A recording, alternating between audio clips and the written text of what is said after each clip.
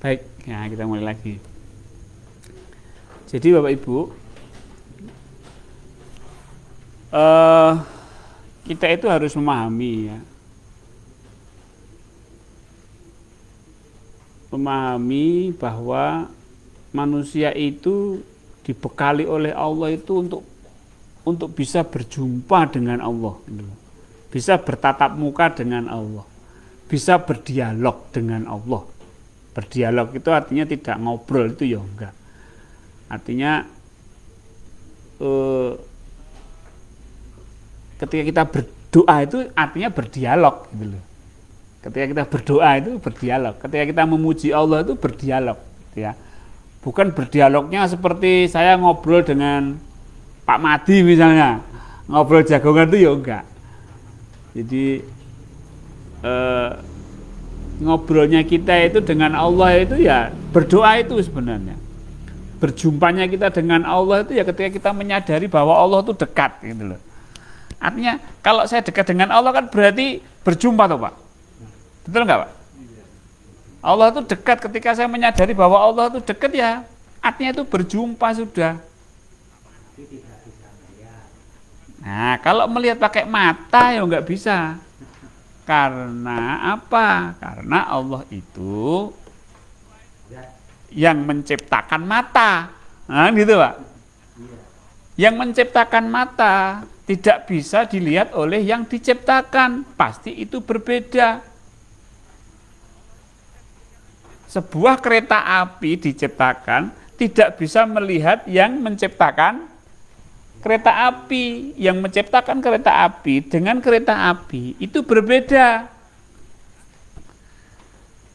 Nah ini yang perlu saya tekankan, bahwa berjumpa Allah itu sadar Allah itu berjumpa Allah sudah. Jadi itu sudah berjumpa Allah, bertemu Allah. Makanya di dalam sholat kita gunakan berjumpa dengan Allah ini. Kalau sholat itu tidak berjumpa dengan Allah, terus berjumpa dengan siapa? Kita sholat, ya toh Pak, kita sholat di atas sajadah. Terus kalau enggak berjumpa Allah, berjumpa dengan siapa Pak? Nah, apa berjumpa dengan demit? Dengan sing bau reksa? Sing bau reksa padepokan? Enggak toh?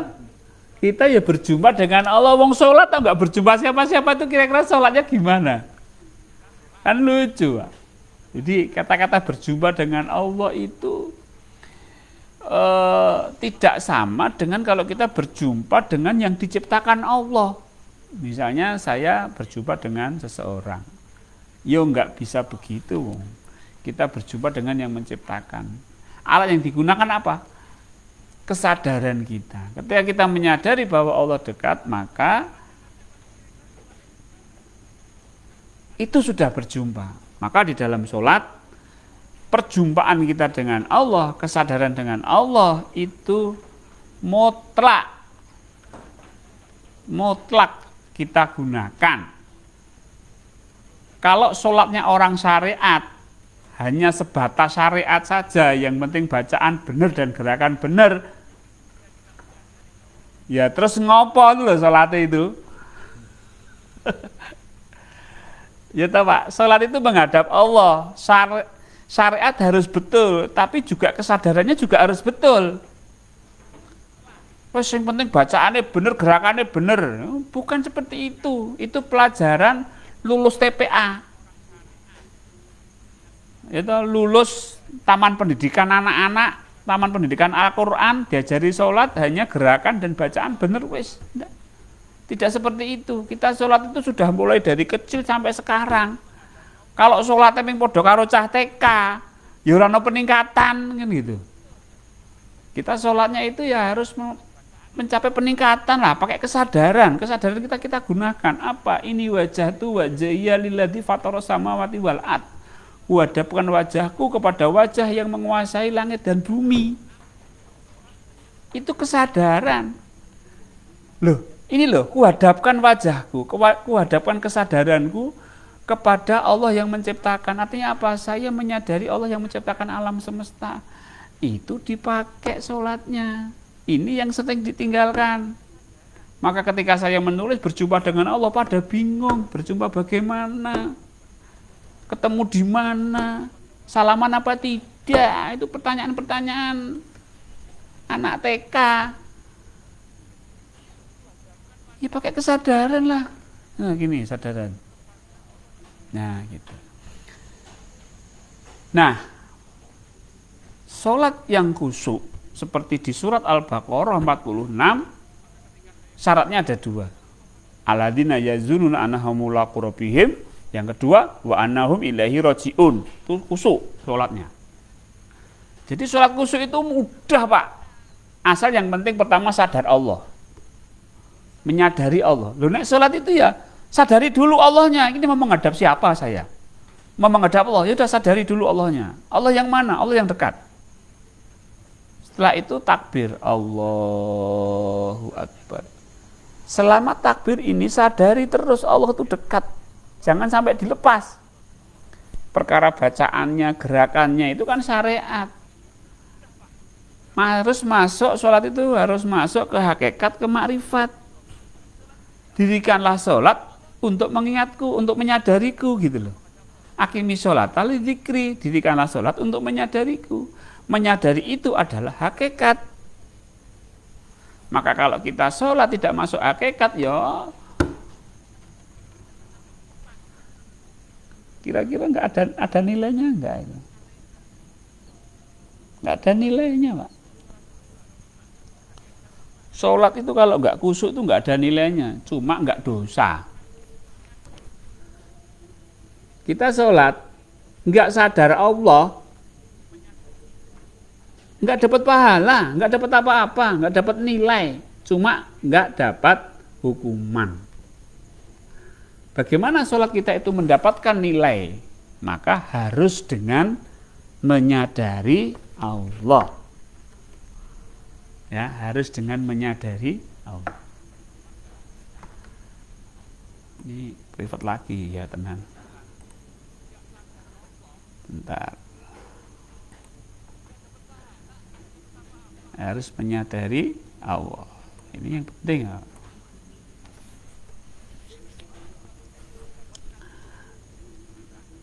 Yang kedua, setelah menyadari Allah apa? Wa annahum ilaihi rajiun. Wa annahum dan rajiun kembali. Rajiun wa annahum ilaihi kembali kepada kembali kepada Allah, pasrah hatinya. Jadi kalau sholat itu syaratnya dipenuhi, yang pertama adalah sadar Allah, dan yang kedua adalah pasrah, itu pasti sholatnya khusyuk. Ini menurut Al-Baqarah 46, bukan menurut kitab. Kalau kitab-kitab, ada beberapa kitab-kitab yang mendefinisikan khusyuk itu di luar Al-Baqarah 46. Ya kalau saya nggak saya pakai. Yang saya pakai ya Al-Quran. Walaupun itu karangan ulama yang internasional, tapi kalau menyimpang dari Al-Quran ya nggak saya pakai. Yang saya pakai Al-Quran. Apa khusyuk itu? Khusyuk itu adalah alladzina yazununa annahum mulaqu rabbihim wa annahum ilaihi rajiun. Yakin berjumpa dengan Allah dan kembali kepada Allah. Nah, di dalam doa iftitah, ini doanya iftitah orang NU ya, bukan Muhammadiyah. Kalau Muhammadiyah itu Allahumma ba'id baini wa baina khotoyaya kama ba'atsa bainal masyriqi wal maghrib. Tapi kalau yang NU itu bacaannya adalah Allahu Akbar kabiro dan seterusnya. Maka di dalam doa iftitah sholatnya yang Allahu Akbar kabiro itu, bacaannya itu yang pertama adalah inti dari jabaran daripada mulaqu rabbihim, sadar Allah apa? Ini wajah tu wajhiya lilladzi fatara samawati wal ard. Kuhadapkan wajahku kepada wajah yang menguasai alam semesta ini. Itu adalah sadar Allah. Betul nggak? Saya menyadari saya berhadapan dengan Allah. Itu kan namanya sadar Allah. Kuhadapkan wajahku kepada wajah yang menguasai alam semesta. Itu namanya sadar Allah. Menyadari Allah yang menguasai alam semesta. Yang kedua, inna sholati wa nusuki wa mahyaya wa mamati lillahi rabbil alamin. Ini merupakan jabaran daripada wa annahum ilaihi roji'un. Roji'un itu kembali kepada Allah. Inna sholati wa nusuki wa mahyaya wa mamati lillah. Sadar Allah itu agar menjadi orang yang tidak syirik. Wa ana minal musyrikin. La syarika ini wajah itu wajah lilladzi fatara samawati wal ardh hanifan musliman wa ma'ana minal musyrikin. Kalau yang kedua tadi inna sholati wa nusuki wa mahyaya wa mamati lillahi rabbil alamin la syarikalah wa bidzalika wa ana minal muslimin. Itu untuk menjadi orang yang berserah. Muslimin, orang Islam itu muslimin itu orang yang berserah. Jadi kuncinya sholat khusyuk itu yang pertama adalah sadar Allah dan yang kedua adalah berserah diri. Jadi sholatnya orang pasrah ya. Allah. Jadi sudah berjumpa kemudian pasrah. Nah ini kunci sholat khusyuk itu ada dua itu. Pokoknya kalau ada yang mengajarkan sholat khusyuk menyimpang dari Al-Baqarah 46 jangan dipakai. Pasti sulit dan nggak akan mungkin bisa. Misalnya apa? Sholat khusyuk itu nggak mendengar apa-apa. Terus gimana nggak mendengar apa-apa? Wong telinganya masih normal. Khusyuk itu nggak mikir apa-apa. Bagaimana nggak mikir apa-apa? Wong pikirannya itu masih normal, masih jalan, otaknya masih sehat. Betul nggak? Sholat khusyuk itu tidak terasa digigit nyamuk. Bagaimana nggak terasa digigit nyamuk? Wong yang kulitnya ini masih normal. Jadi masih tahu gitu. Masih terasa, masih tahu. Khusyuk itu semuanya hilang. Wah, apanya yang hilang? Itu malah bahaya. Hilang kesadaran, sholat kok malah hilang kesadaran itu malah bahaya, tidak ada tuntunannya. Tuntunan di dalam Al-Quran yang diajarkan Kanjeng Nabi, diajarkan Rasulullah, diperintahkan Allah Subhanahu wa taala, sadar Allah yang pertama. Yang kedua pasrah, sudah. Gampang, penak, jelas, iso dilakoni gitu loh. Bukan diawang-awang. Khusyuk itu harus susah. Ya. Baik. Itu kalau mau berdasarkan Al-Qur'an, tapi kalau mau berdasarkan dengan kitab-kitab tasawuf yang diaki itu ya susah. Pasti susah. Saya yakin itu. Nah. Cuma sadar Allah dan berjumpa dengan Allah itu namanya sadar Allah. Jadi sholat itu ini sama berjumpa dengan siapa itu harus ada dulu, Pak. Sebelum sholat itu aku jangan ngadep sopo. Nek ngadep Gusti Allah ki ono apa ora gitu loh. Bagaimana cara kita, nek Gusti Allah sudah pasti ada, tinggal kita ini mau menyadari enggak? Karena Allah itu Maha meliputi segala sesuatu, Allah itu dekat, Allah itu Maha melihat, Allah itu mempunyai sifat az-zahir. Az-zahir itu berarti nyata di wilayah kesadaran. Jadi kalau Allah itu bisa kita sadari. Nah, kita harus masuk ke kesadaran, namanya itu berjumpa dengan Allah. Nah, baik. Jadi gampang-gampangan aja, Pak. Belajar makrifat ini jangan yang susah-susah. Belajar sholat khusyuk ini jangan yang susah-susah. Sing gampang kadang-kadang nggak gelem nglakoni ya. Sakjane itu aja. Islami gampang. Sing angel apa? Nek ora gelem nglakoni lah itu angel. Salat khusyuk katanya susah, ternyata menurut Al-Qur'an mudah. Nah, itu aja. Nah, kalau Bapak Ibu, kalau sholat kita itu berjumpa dengan Allah, kemudian kita berserah di dalam sholat, di dalam rukuk, sujud, dan seterusnya, maka disitulah jiwa kita akan terdidik. Misalnya kita sujud, jiwa kita akan terdidik menjadi jiwa yang berserah. Ketika kita rukuk, kita akan terdidik menjadi jiwa kita yang selalu siap menerima tugas-tugas amanah-amanah. Ketika kita iktidal, jiwa kita akan terdidik untuk menjadi jiwa yang bersyukur kepada Allah. Ketika kita takbir Allahu Akbar, jiwa kita akan terdidik untuk meyakini, mempercayai pertolongan-pertolongan Allah. Itu baru gerakannya, belum nanti bacaan-bacaannya yang dimulai dari iftitah, Al-Fatihah, surat sampai doa-doa tadi, sampai tahiyat, sampai salam. Itu semuanya didikan semua, tapi syaratnya harus menghadap Allah, syaratnya harus berjumpa dengan Allah. Kalau enggak paham, jangan menyalahkan orang yang berjumpa dengan Allah. Kalau enggak paham, ya belajar. Orang enggak punya sepeda motor, kemana-mana jalan kaki. Dia cerita kalau tadi pagi dia sudah sampai mana? Misalnya kalau dari sini Solo sudah sampai Semarang misalnya. Kamu ini sesat. Enggak ada orang 1 jam sampai 2 jam sampai Semarang tuh enggak mungkin. Kamu ini sesat. Lah sesat bagaimana? Wong saya naik motor sampai sana. Lah kamu kan enggak punya motor. Coba kamu naik motor ke sana, nanti sampai Semarang. Kalau kamu enggak punya motor, ya enggak jalan kaki ya sampai setengah hari enggak sampai-sampai. Makanya kalau enggak bisa itu belajar. Ya. Kalau enggak paham itu belajar, bertanya, bukan menyalahkan, bukan menyesatkan. Gitu.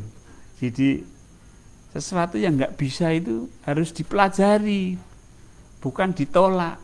Gitu loh. Berjumpa dengan Allah itu memungkinkan sekali. Maka saya buat sesimpel mungkin, saya buat sesederhana mungkin lah. Kalau orang mengatakan berjumpa dengan Allah itu harus wah ini, wah. Enggak, saya cukup sadar Allah tadi sudah berjumpa dengan Allah. Nabi Musa saja itu berjumpa dengan Allah hancur itu, pingsan beliau. Iya. Konteksnya bagaimana dulu? Konteksnya bagaimana dulu? Ketika beliau sadar dengan Allah, komunikasinya jalan, Pak. Iya kan? Nah, sekarang siapa yang memerintahkan Nabi Musa untuk memukulkan tongkat ke laut? Siapa yang memerintahkan? Allah kan? Ya? Ya, Allah. Loh, kok Nabi Musa enggak pingsan? Iya kan? Kok Nabi Musa enggak pingsan? Nah, ini loh. Kadang-kadang itu kita hanya mempelajari satu bagian ini saja.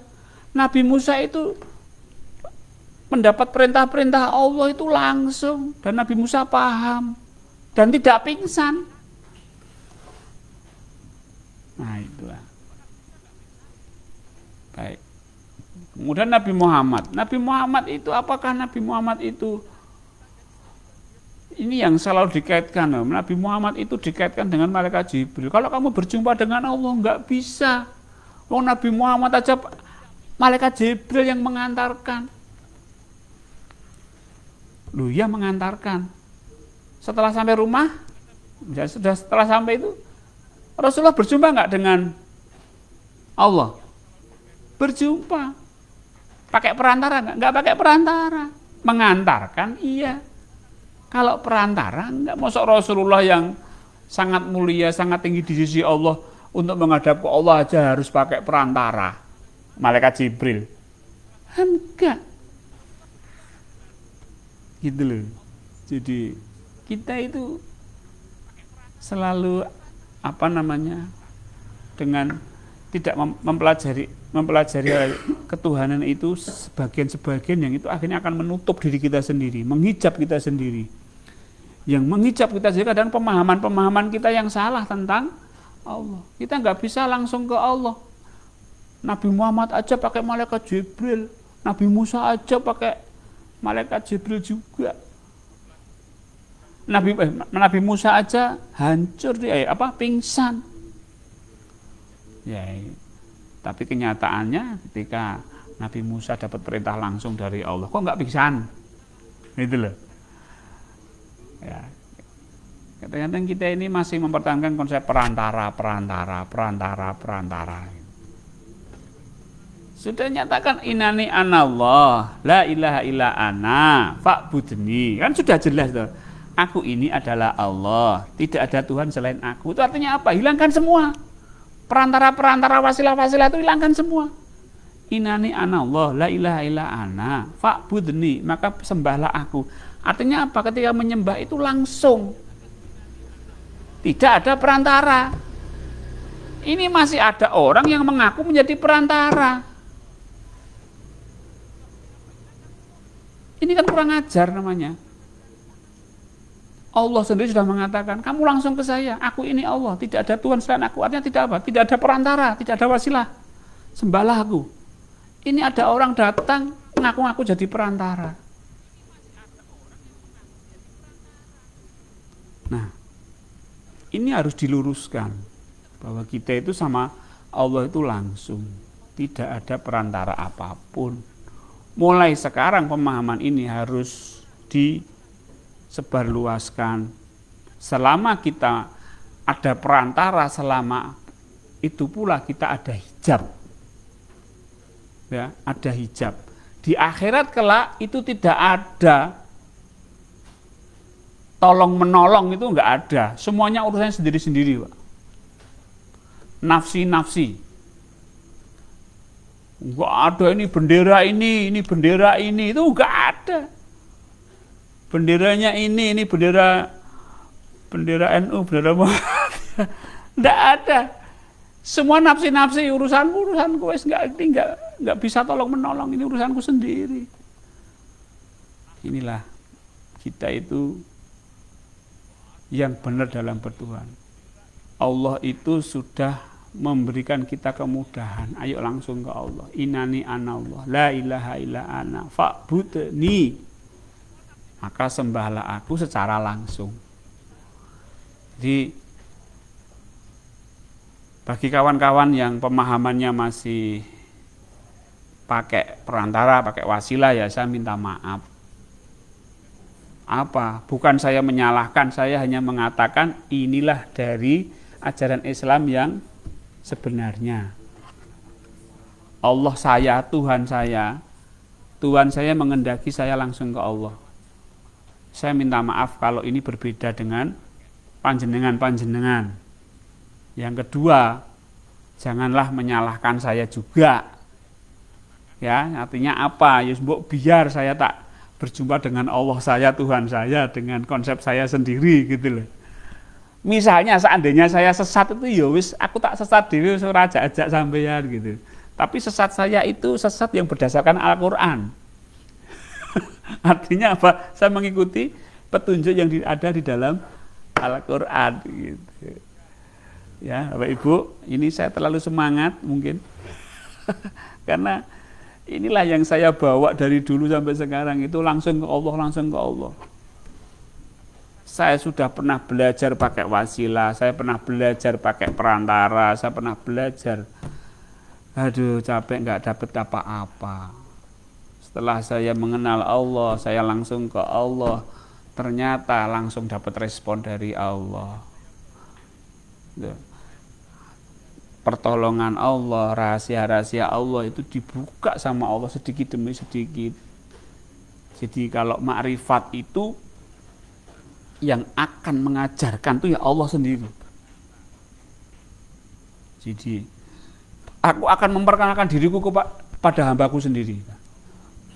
Artinya apa? Kita harus mendekat ke Allah biar Allah pahamkan. Jadi pengajian makrifat itu enggak ada. Pengajian ilmu makrifat ada. Pengajian makrifat kita harus datang sendiri kepada Allah, menyadari Allah. Tapi kalau pengajian ilmu makrifat datang ke ulama-ulama, ke kiai-kiai. Namanya ilmu. Dari sekian perjalanan seorang, misalnya lah Ibnu Athaillah atau pengarang Ihya Ulumuddin siapa? Imam Al-Ghazali.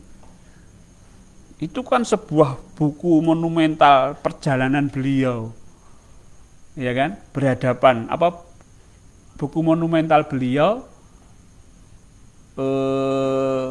ketika berjalan menuju kepada Allah kemudian ditulis.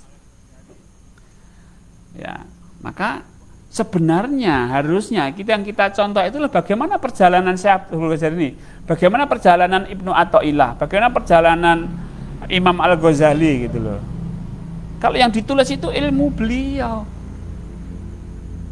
Ilmu. Nah, sebenarnya intinya apa sih gitu loh. Belajar itu intinya apa sih? Ya kalau mau tanya ke saya intinya ya sadar Allah. Ketika kita menyadari Allah akan ketemu inti semua ilmu itu. Ketika kita datang ke Allah maka terbukalah ilmu. Orang mau bicara tasawuf apa? Ketika kita sudah sadar Allah, paham. Tapi kalau belajar tasawuf per bab, gitu, tapi tidak menyadari Allah, tidak ada laku menyadari Allah, bingung. Kalau dia dasarnya stres, belajar tasawuf, tambah stres. Dia mencari bahagia di dunia tasawuf, tambah stres. Sebab apa? Apa yang tertulis di dalam kitab itu, dipelajari itu enggak bisa diamalkan. Karena tidak ketemu kunci perjalanan dari sang penulis itu. Maka saya buka di sini bahwa semua kunci perjalanan beliau-beliau itu adalah zikrullah atau sadar Allah. Ketika dia membuka diri, sadar Allah, maka Allah mengajarkan step by step sesuai dengan takaran kemampuan kita masing-masing. Oke, kalau Ibu. Jadi salat khusyuk, kita berjumpa dengan Allah, cukup sederhana, sadari saja Allah yang dekat, kemudian pasrah kepada Allah di dalam setiap gerakan sholat. Pasti insya Allah khusyuk. Tentunya ini khusyuk itu juga bertahap. Artinya khusyuk itu ya bertingkat-tingkat. Tapi intinya khusyuk itu adalah dua hal tadi. Kalau itu sering kita lakukan, maka semakin hari perjalanan spiritual kita itu bisa kita rasakan ketika sholat. Khusyuk kita hari ini akan berbeda dengan khusyuk kita yang kemarin. Khusyuk kita yang hari ini akan berbeda dengan khusyuk kita yang besok. Karena disitulah sebuah perjalanan pelajaran-pelajaran dari Allah yang diberikan kepada kita ketika kita menyadari Allah dan berserah diri kepada Allah. Jadi ya kita nikmati saja perjalanan kita, sholat kita itu sampai mana. Jangan kita anak SD mempelajari khusyuknya mahasiswa ya putus asa. Apa sih yang dilakukan mahasiswa itu? Oh ternyata sadar Allah dan pasrah. Ya sudah itu yang dilakukan. Nanti lama-lama jadi mahasiswa. Lama-lama S2, S3. Ya, baik Bapak Ibu. Demikian apa yang kita bahas tentang khusyuk di dalam sholat. Ternyata di Al-Baqarah ayat 46 sudah dijelaskan Allah, tidak perlu kita berteori-teori yang sulit-sulit, yang mudah dululah. Ya, nanti baru mempelajari kitab-kitab yang sulit-sulit. Kalau cocok dengan Al-Quran ya dipakai, kalau enggak cocok jangan dipakai. Karena karangan manusia. Jangan mentang-mentang itu kitab lama yang berwarna kuning terus kemudian kita bertahankan mati-matian, itu enggak. Ya, tidak semua kitab kuning itu adalah sesuai dengan Al-Qur'an. Ya, tergantung penulisnya siapa, isinya tentang apa gitu ya. Kitab kuning tapi isinya mujarobat ya.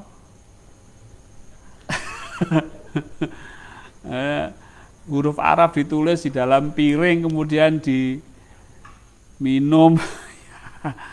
Itu enggak perlu dipakai. Baik, mari kita berlatih bersama-sama TN kita.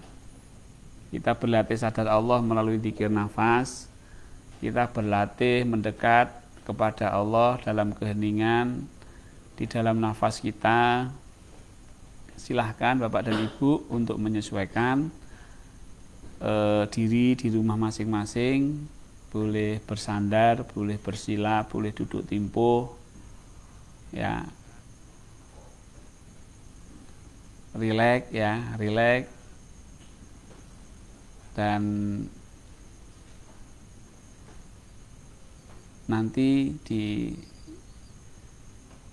setelah saya mengantarkan Bapak Ibu untuk berzikir kepada Allah di dalam metode zikir nafas, saya akan mematikan siaran langsung ini, tapi silahkan Bapak Ibu untuk melanjutkan, ya, melanjutkan zikirnya sampai selesai. Baik Bapak Ibu, silahkan duduk rileks di posisinya masing-masing.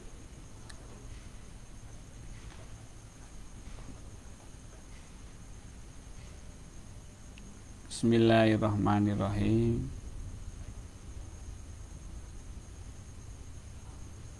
Asyhadu an la ilaha illallah wa asyhadu anna Muhammadar Rasulullah. Allahumma salli ala sayyidina Muhammad wa ala ali sayyidina Muhammad. Allahumma a'inna ala dzikrika wa syukrika wa husni ibadatik.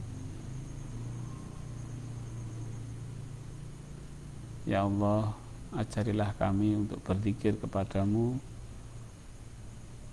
untuk bersyukur kepadamu, dan untuk beribadah yang lebih baik.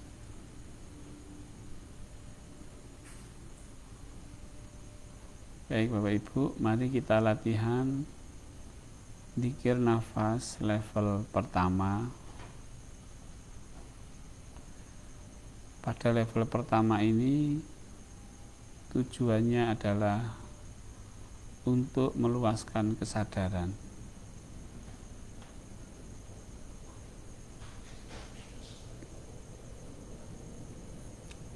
Mari kita mulai dari menyadari nafas,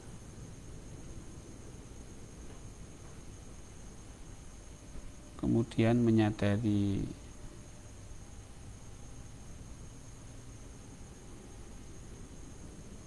tubuh kita,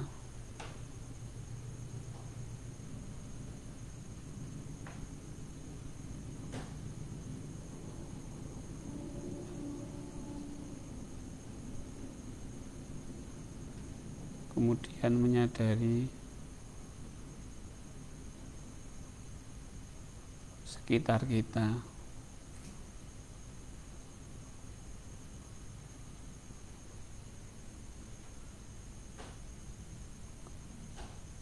seperti sebuah balon, kalau boleh dianalogikan, yang ditiup mengembang,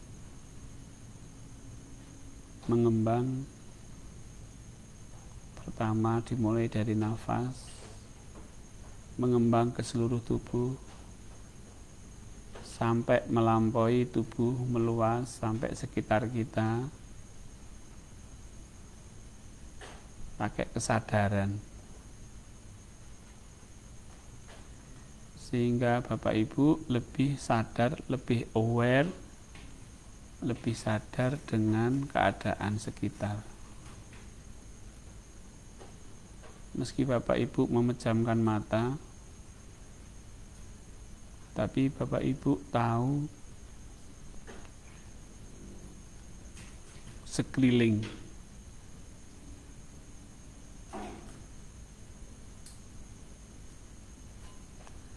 Tahu bukan dengan mata, tapi tahu dengan menyadari. Baik, mari kita luaskan lagi. Agak saya percepat, meluaskan seluas bumi, seluas,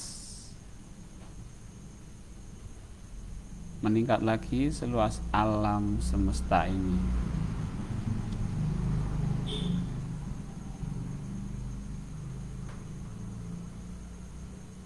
Kesadaran Bapak Ibu meluas sampai Bapak Ibu bisa menyadari alam raya ini.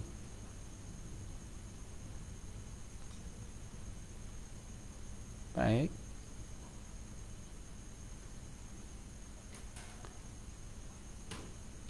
akan saya tingkatkan lagi kesadaran Bapak Ibu.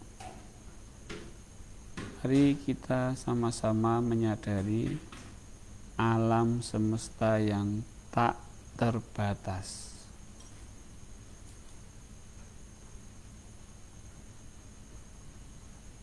Luasnya tak terbatas,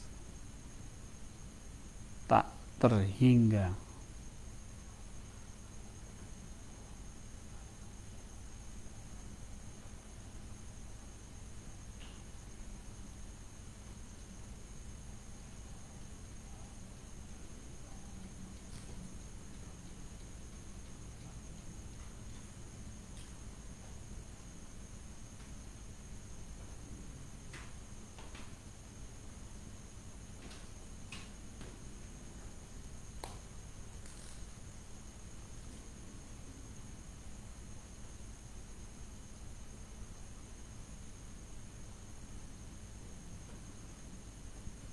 Baik, itu level 1.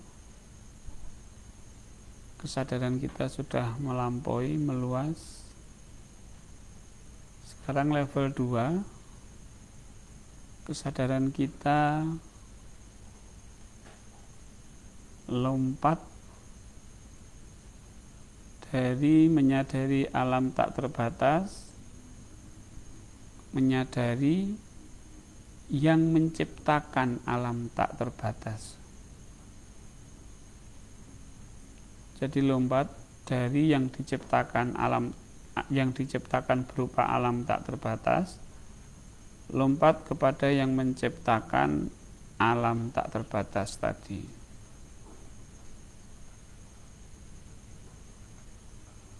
Di sini Bapak Ibu sudah tidak bisa membayangkan lagi seperti apa yang menciptakan alam tak terbatas itu. Biarkan pikiran nol, pikiran istirahat, kesadaran kita pertahankan, yaitu menyadari yang menciptakan alam tak terbatas.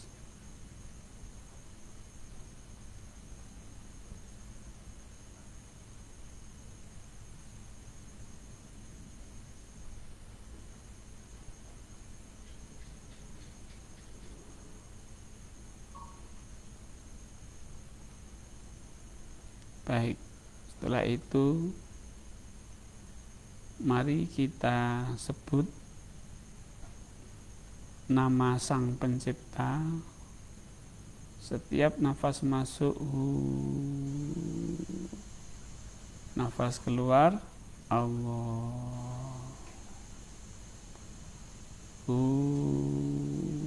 Arahkan kepada yang menciptakan alam semesta, yang menguasai alam semesta. Kemudian ketika Allah sama, arahkan kepada zat yang menciptakan alam semesta. Bukan alam semestanya, tapi yang menciptakan alam semesta.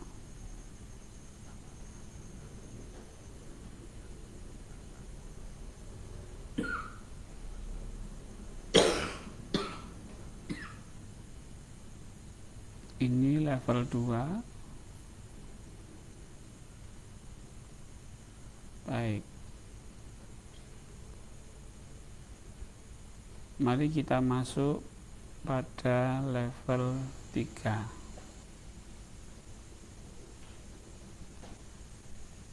Pada level 3, ketika kesadaran kita mendekat kepada Allah sedekat-dekatnya. Jadi Allah yang menguasai alam tak terbatas tadi. Kita mendekat kepadanya,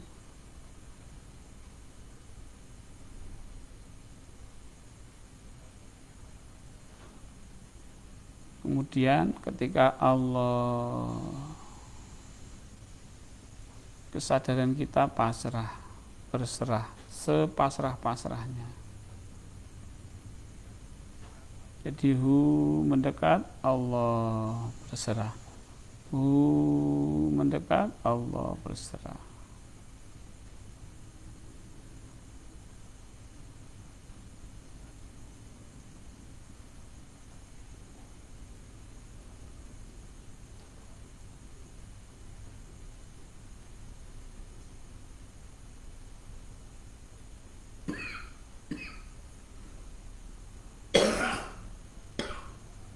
Baik.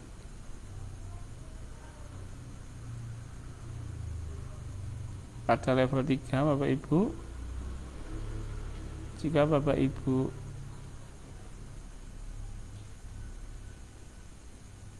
menjalani level 3 beberapa saat, ada sensasi fana seperti kosong, seperti berada sendiri di suatu tempat yang luas dan lain sebagainya, maka saatnya untuk masuk ke level 4.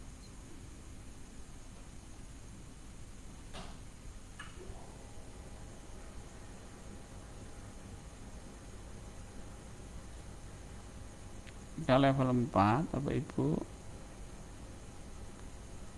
nafas masuk,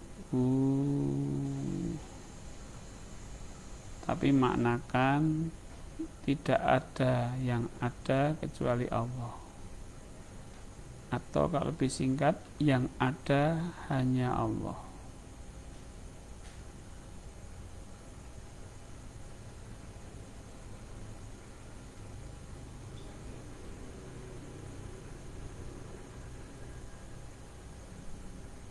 Kemudian ketika Allah tidak ada kekuatan kecuali kekuatan Allah. Jadi nafas masuk yang ada hanya Allah. Ketika nafas keluar, Allah. Yang ada hanya kekuatan Allah.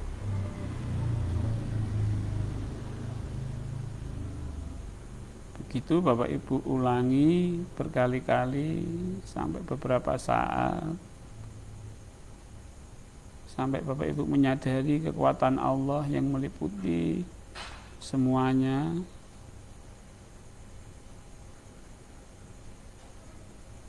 Maka kita masuk sibegoh di dalam kekuatan Allah.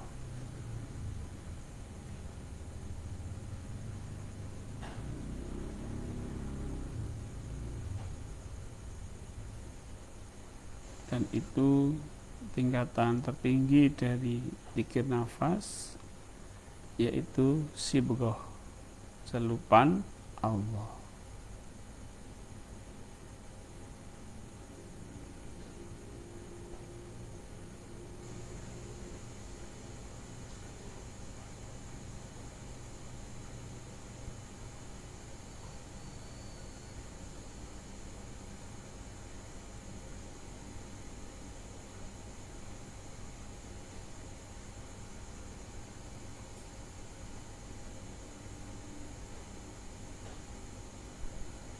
Baik Bapak Ibu,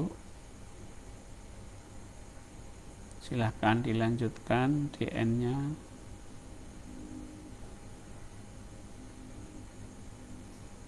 sampai selesai.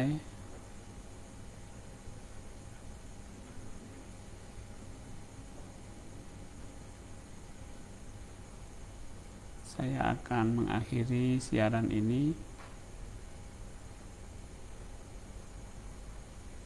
Bapak Ibu di rumah silahkan melanjutkan zikirnya.